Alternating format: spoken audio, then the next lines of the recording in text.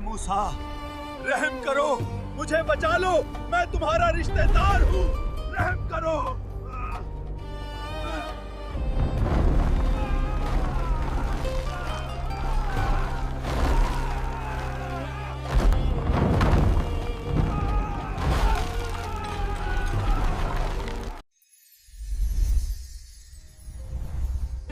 یہ اس زمانے کی بات ہے جب حضرت موسیٰ علیہ السلام کو اللہ تعالیٰ نے بنی اسرائیل کی ہدایت کے لیے نبی بنا کر بھیجا۔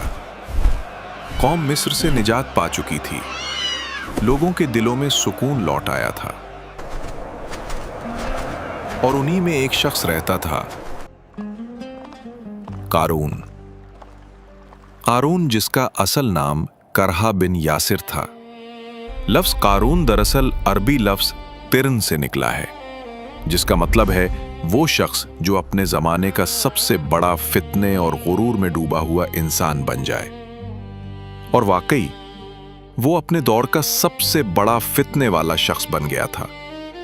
وہ حضرت موسیٰ کا چچا زاد بھائی تھا، ایک وقت میں نیک، با ایمان، علم والا۔ تورات کی تلاوت کرتا تو دل نرم پڑ جاتے تھے، مگر جب دولت آئی، جب اختیار بڑھا، تو دل سے شکر نکل گیا۔ اب وہ وہی قارون نہیں رہا تھا، اس کے پاس زمین کا علم تھا۔ وہ جانتا تھا کہاں سے سونا نکلتا ہے، کون سی تجارت نفع دیتی ہے، اور لوگوں کے مال سے کس طرح کمائی بڑھائی جاتی ہے۔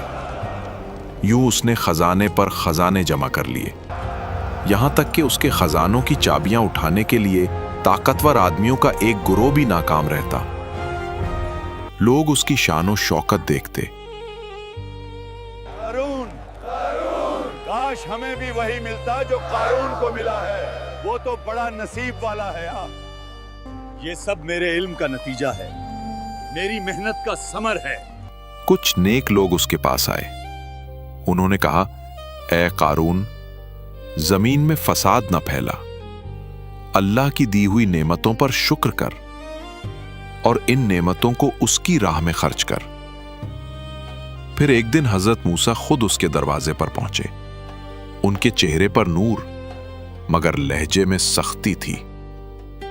انہوں نے کہا، اے قارون، اللہ نے تجھے بے حد دولت دی ہے، اب وقت ہے کہ تو اس کا حق ادا کرے۔ زکوٰۃ نکال تاکہ تیرا مال پاک ہو جائے۔ قارون نے طنزیہ انداز میں پوچھا، کیا یہ سب تو میرے علم کا حاصل ہے؟ تم مجھ سے ٹیکس لوگے موسیٰ؟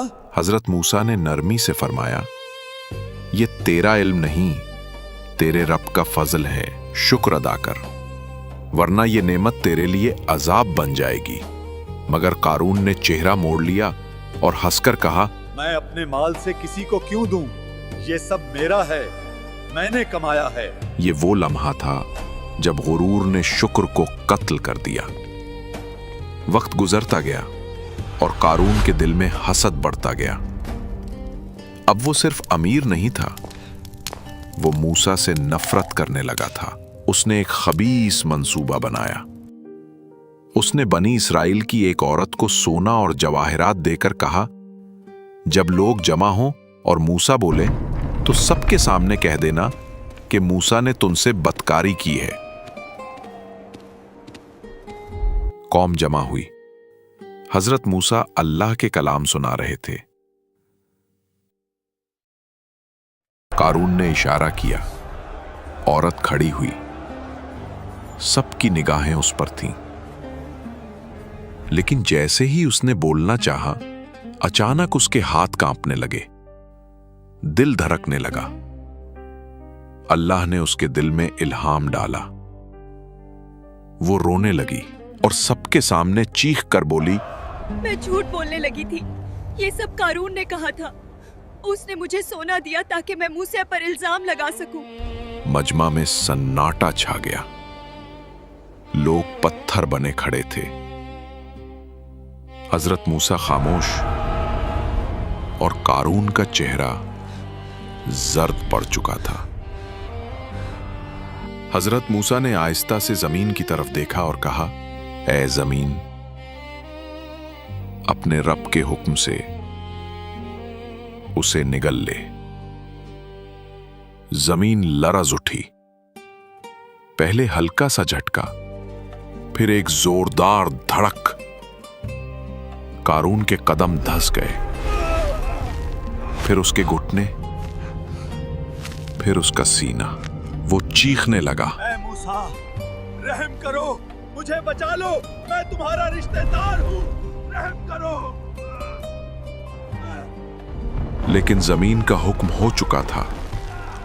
उसके महल, खजाने, खादिम सब जमीन में खिंचने लगे।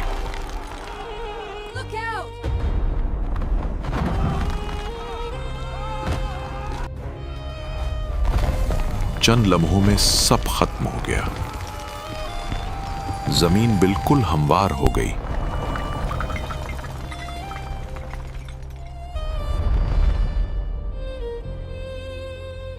न महल रहा, न खजाना, न कारून।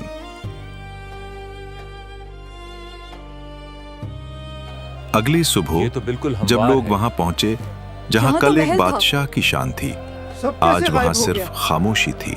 अगर अल्लाह हम पर रहम ना करता तो जमीन हमें भी नगल लेती। और यूं खत्म हुई उस शख्स की कहानी जो कभी इल्म वाला था, मेहनती था, दौलतमंद था, लेकिन शुक्रगुजार नहीं था। याद रखो, जब दौलत दिल से बड़ी हो जाए तो ईमान दिल से निकल जाता है, और जब गुरूर हद से बढ़ जाए तो जमीन उठकर याद दिलाती है कि असल बादशाह सिर्फ एक है, अल्लाह।